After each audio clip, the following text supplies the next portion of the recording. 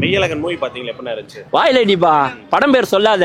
அதுதான் இந்த படத்தோட ஹைலைட்னு நினைக்கிறேன். என்னன்னா, ஏய் அவன் பேர் என்னடா, அவன் பேர் என்னடா, அவன் பேர் என்னடா, எல்லாருமே யோசிப்போம், எல்லாருமே. ஆனா ஒரு நிமிஷம் கூட இந்த படம் பேர் நம்மளுக்கு ஞாபகம் வராது. அறிவழகணும், அன்பழகணும், அப்படிதான் யோசிப்போம். கடைசியில அந்த போய் கதவை தட்டுவான் அரவிந்த் சாமி, டேய் அவன் பேர் தெரியாது அப்படின்ற மாதிரி இருக்கும். நீ அவன் பேரை சொன்னதே கதவே திறப்பன்னு இருப்பான். டே மெய்யழகான்னு பாருங்க, அங்க டைரக்டர் பேரை போட்டு எல்லாரும் 2D பேர்லாம் போட்டு முடிகிறப்போ எல்லாம் ஏஞ்சி நின்று கை தட்டி அழுகுறாங்க. அந்த மாதிரி ஒரு இதெல்லாம், அதாவது என்ன சொல்லணும்னா, நம்ம அஜித் நடிச்ச ஒரு படம் இருக்குல்ல, அதாவது பார்க்காமலே காதல்லாம் ஒரு காதல் கோட்டை, அதாவது காலமெல்லாம் காதல் வாழ்க, அந்த மாதிரி ஒரு அணுக்கம் தான். ஆனா அது ஒரு உறவு, மாமா மச்சான் உறவு. அந்த உறவை வந்து அவங்க அவ்வளவு அழகா சொல்லியிருக்காங்க. நம்ம ஏதோ ஒரு லீவுக்கு ஊருக்கு போவோம், ஊர்ல இருக்கோம், நம்ம ஒரு வாரமா அவனை விளையாட்டு வந்துருவோம். ஆனா அவன் இப்ப கல்யாணம் பண்ணி குழந்தை பிறந்திருக்கான் அவனுக்கு. ஆனாலும் எங்க மாமா அப்படி அப்படின்னு அவங்க தூக்கி வச்சு நம்மள பேசுவான். ஆனா அது நம்ம கிட்ட இருந்ததா இல்லையானே தெரியாது. கடைசியில நம்ம யாருன்னு அவன் தான் புரிய வைப்பான். இவ்வளவு சந்தோஷமா இருந்தியே, இவ்வளவு பேர்கிட்ட ஒத்துமையா இருந்தோமே அப்படின்றப்போ, நம்ம இங்க வேஸ்ட் பண்ணிருக்கோம், நம்மள என்னவோ பெரிய நெடுமுடி மாதிரி நம்ம நினைச்சுன்னு இருக்கோம். அப்படிலாம் இல்ல.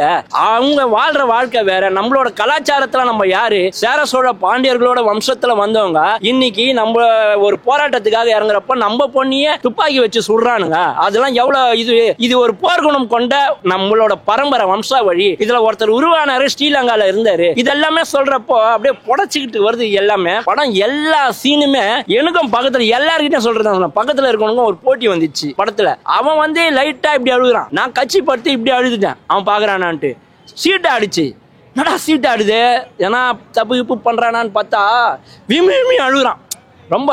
அட நீ விம்மி தானே அழுகுற, நான் அழுகுறேன் பாருன்னு சத்தமா நான் அழுது, அந்த ரோவே அழுகுது. அது எல்லாமே ஒரு சொந்தங்களுக்கு பந்தங்களுக்கு நம்ம விட்டுட்டோமேடா, ஏதோ ஒரு உறவை விட்டுட்டோமேடா, அது பேர் கூட தெரியல, ஆனா அது நம்மள வந்து இவ்வளவு சந்தோஷமா பாத்துக்குது அப்படின்ற மாதிரி ஒரு ஏக்கமா இருந்து காமிக்கிறதுனால படம் வந்து பிளாஸ்ட் ஆகுது. கிராமத்து வாழ்க்கையை மிஸ் பண்றவங்களுக்கு இந்த படம் ஒரு செருப்படியா இருக்குமா? ஒவ்வொருத்தனுமே செருப்படி தான். எதுக்கு நம்ம இங்க சென்னையில வந்து இவ்வளவு இது பண்ணிட்டு இருக்கோம்? கிராமத்துல ஏதோ ஒண்ணு அவங்க சந்தோஷமா இருக்காங்க. ஆனா நம்ம இங்க இருக்கிறத அவங்க எவ்வளவு போய், என் மாப்பிள்ள கிராமத்துல இருக்கிறான், என் மச்சான் கிராமத்துல இருக்கான், அவன் யார் கூட இருக்கான் தெரியுமா, அவன் எப்படி தெரியுமா, இப்படி தெரியுமா அவங்க பில்டப் பண்றாங்க. பட் இங்க வந்து பார்த்ததுக்கு அப்புறம் தான் தெரியும். ஆனா அவங்களுக்காக நீங்க வந்து போய் கிராமத்துல இருக்கணும்னு இல்ல, பட் ஒரு அரை ஹவர் 1 hour ஸ்பெண்ட் பண்ணி போன்ல பேசினாலே போதும் அப்படின்றத இந்த சொந்த பந்தம் அழகா சொல்லுது.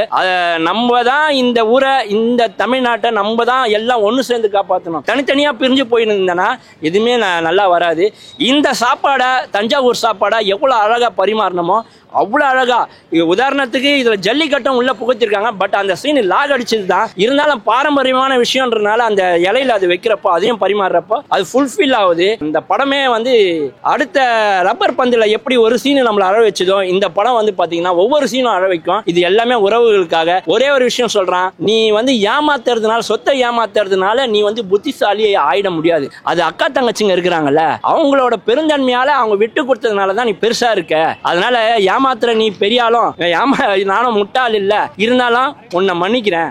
ஒருத்தனுக்காக, உங்களுக்காக, உங்க குடும்பங்களையும் உங்க குழந்தைங்களையும் நான் வந்து இழந்துடக்கூடாது அப்படின்றத இந்த படம் சொல்லுது. படத்துல உங்களுக்கு ஒரு ஹைலைட்டான ஒரு சீன், இந்த சீன் எனக்கு ரொம்ப கனெக்ட் ஆச்சு, எமோஷனலா இருந்துச்சுன்னா என்ன சீன் சொல்லுவீங்க? குறிப்பிட்டு சொல்லணும்னா, அவன் பேர் தெரியாம தவிப்பான். என்னடா இது, அவன் சொல்லுவான், வயிற்றுல வர்ற குழந்தைக்கு ஆணா இருந்தாலும் பொண்ணா இருந்தாலும் ஒரே மாதிரி பேர் வைக்கணும்னா அப்படின்னு சொல்லுவான். என்ன பேர் சொல்லுவான், இவன் 2 பேர் சொல்லுவான், சொல்ல மாட்டான். அதெல்லாம் கிடையாதுன்னு சொல்லிட்டு இவன் ஒரு பேர் சொல்லுவான் பாருங்க, அந்த பேர் அரவிந்த் சாமியோட பேரு. அப்புறம் நாளைக்கு காலைல எங்க 3 பேர் பேரை சொல்லிட்டு வாழ்த்திட்டு போனவனே இவன் பேர் தெரியாது அவனுக்கு. அது எப்படி பண்றது தெரியாம வெளியே ஓடுறோம், ஊரை விட்ட ஓடுறோம். அது அந்த சீன்லாம் வந்து எல்லாருமே தியேட்டர்ல கிளாப் வேற லெவல்ல பண்ணிட்டா போல அரவிந்த் சாமி. அது புழிஞ்சு எடுத்துட்டான். இதே ரொம்ப நல்லா இருந்தது படம், பார்க்க வேண்டிய படம். இந்த வருஷம் நிறைய ஹிட் மூவிஸ்ல இந்த படமும் சேர்ந்துருமா? ஆமா, மாஸ் ஹிட் மூவிஸ். மாஸ்லாம் வந்து வேஸ்ட்பா. ஒரு பெரிய 2 தலைவர்களை வச்சு அவங்களையே பேஸ் பண்ணி இந்த படம் ஃபுல் அண்ட் ஃபுல்லு இவரை தான் பேஸ் பண்ணியே போவோம். இவர் சைக்கிள்ல வருது, பைக்ல வருது, கார்ல வர்றதெல்லாம் இருக்கும், பஸ்ல வர்றதெல்லாம், போன்ல பேச, இப்படிதான் படம் இருக்கும். ரொம்ப மாசாலாம் இருக்காது.